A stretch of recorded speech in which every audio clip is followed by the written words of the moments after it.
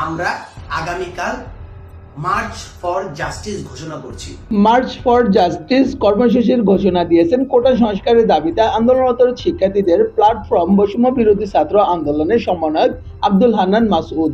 মঙ্গলবার 30শে জুলাই রাত 8:30টায় এই আন্দোলনের সমন্বয়ক আব্দুল হান্নান মাসুদ এই বিবৃতির ঘোষণা দেন। জানা গেছে আজ 31 জুলাই দেশের সব অফিস আদালত, বিশ্ববিদ্যালয়ের ক্যাম্পাস এবং রাজপথে এই কর্মসূচি পালন করবে তারা।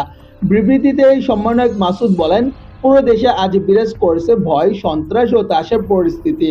কোটা সংস্কারের আন্দোলনকে কেন্দ্র করে সরকার এদেশের সাধারণ শিক্ষার্থীদের উপর চালিয়েছে বর্বর গণহত্যা। রাষ্ট্রযন্ত্র স্বৈরাচারী কায়দায় তারা সর্বোচ্চ শক্তি প্রয়োগ করেছে নিরস্ত্র শান্তিপূর্ণ আন্দোলনকারী ও শিক্ষার্থীদের দমন করতে।